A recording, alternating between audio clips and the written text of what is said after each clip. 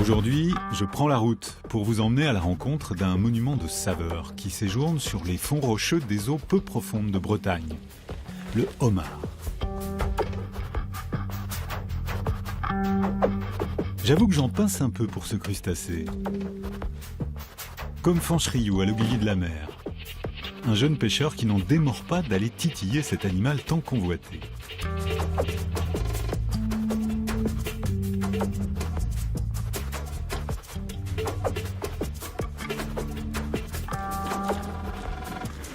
Ça va bien? Tu vas bien?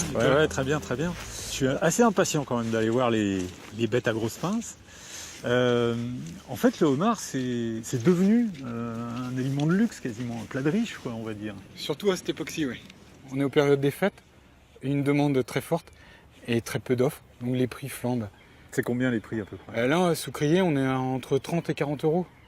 Donc ça fluctue quand même pas mal, mais bon, après, à Paris ou dans les grandes villes, je ne sais pas... Le homard au kilo à Paris, ça doit être quelque chose. Ça doit être quelque chose, délirant, ouais. quoi. Ouais, ça doit être quelque chose. Ouais. Et en fait, c'est vraiment une période de l'année où tu comptes pas tes heures, toi. Là, en ce moment, non, je compte pas mes heures, donc on va dedans, parce qu'après, on a une période creuse, donc janvier, février.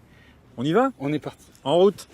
Et tu savais que avant, quand il y en avait partout du homard, que tout le monde en mangeait, en fait, les gens en pouvaient tellement plus de manger du homard qu'on appelait ça le cafard de la mer. Ah non, ça je savais pas. C'est pas très glorieux comme expression. Bah c'est sûr, pour moi c'est plutôt l'or bleu de la mer. Mais oui, oui, ça a complètement changé, tu vois, en quoi? En 2 siècles, quoi.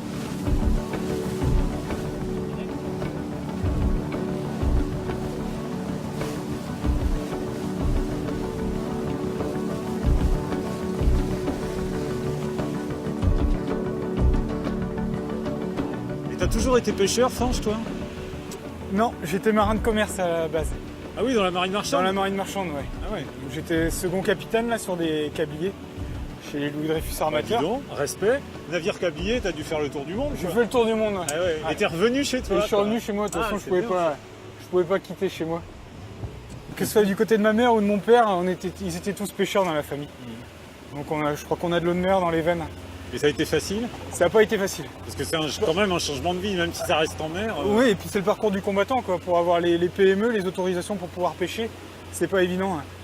Après, on a toujours peur de la ressource, qu'il n'y ait plus rien un jour. De toute façon, t'es passionné. Bah, vivre de sa passion, je crois que c'est ce qu'il y a de plus beau au monde. Voilà, on peut sortir sans avoir à couper le goulot. Et voilà la belle bête. Bah, dis donc. Ah oui, il est respectable, hein, celui-là. Et la meilleure saison, c'est mai, juin, juillet, où là, le homard bouge énormément, déjà pour se reproduire. Et donc, il entame des migrations, et là, on en pêche un peu partout, je veux dire, quoi. Ouais. Et c'est pas rare d'avoir des spécimens de cette taille-là, quoi. Donc, comme tu vois, il a une pince pour couper. T'en as une pour couper, là? Voilà, c'est ça. Et l'autre? Et l'autre pour broyer. Ah ouais, ils ont pas la même taille, on voit bien. Ils ont pas la hein. même taille, ouais. On voit bien. Hein.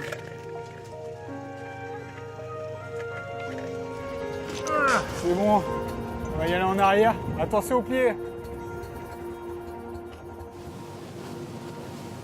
Oui, en fait, toi, t'as pu pêcher. C'est pas une histoire de concession, c'est-à-dire qu'il y a un ancien qui est parti et... J'ai pris sa place, Ouais. voilà. C'est un ancien pêcheur là, qui vit à Bréa. Donc il est à la retraite et en quelque sorte, j'ai pris sa place dans ces coins. Mais Il travaillait dans l'est de Bréa et Il n'y a pas d'histoire légale, faut pas signer un papier. il n'y a pas de concession, non. La mer est à tout le monde, chacun fait ce qu'il veut. C'est quoi la taille minimum? 8,7. Celui-là est trop petit. Ouais. Celui-là il va repartir dans son milieu, tu vois. Et voilà. Tu vois, il fait pas la taille. Ouais. C'est la ressource, c'est l'avenir.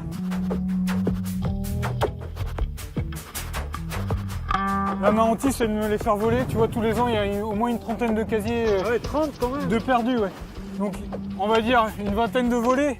Il y a peut-être une dizaine que je perds moi-même en les mettant dans des endroits qui partent avec le Gaumont où il y a vraiment beaucoup de courant, quoi. Ouais. On tombe jamais sur les voleurs, on les voit jamais, quoi. C'est ouais. ça. On retrouve les fagnons coupés au couteau. Ouais. Et puis c'est tout.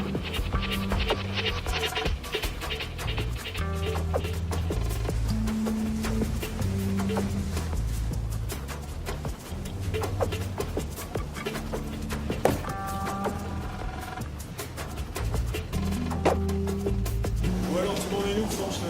Là, on est aux terrasses de Bréa. Un resto C'est un hôtel-restaurant, là, comme à l'Arc-Ouest. Et donc, je leur livre les homards du jour.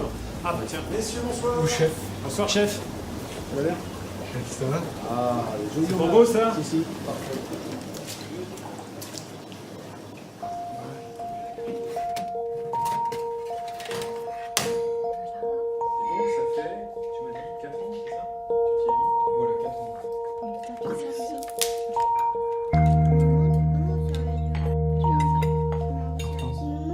Non, non, mais c'est...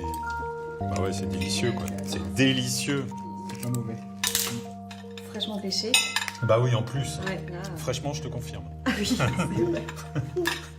Alors moi, je sais pas grand-chose sur le homard, mais je sais qu'au Moyen-Âge, c'était un médicament, en fait.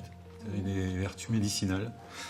Je sais pas si c'est toujours le cas, mais en tout cas, c'est une bonne vertu pour l'estomac, C'est moi, ça. je trouve. Hein. Ouais, ouais. Pour l'estomac, c'est sûr. Ouais, ça, j'en suis sûr. J'en suis convaincu. Et toi, Elsa, c'est pas un métier comme un autre, quand même. En plus, la pêche, c'est difficile, c'est compliqué, c'est...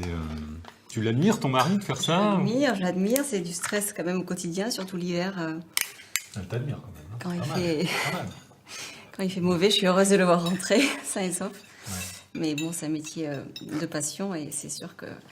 Voilà, j'ai jamais vu un jour Fange partir en mer, la mine à l'envers, il est toujours Pas partir ravi. en marche arrière, quoi. Il y Non. va...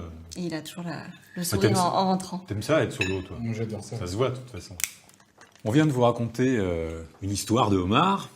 Et ben, on va vous raconter une histoire complètement différente maintenant. C'est celle de René Perron, qui, dans le Finistère, a découvert que les vers de sable avaient inventé un alphabet.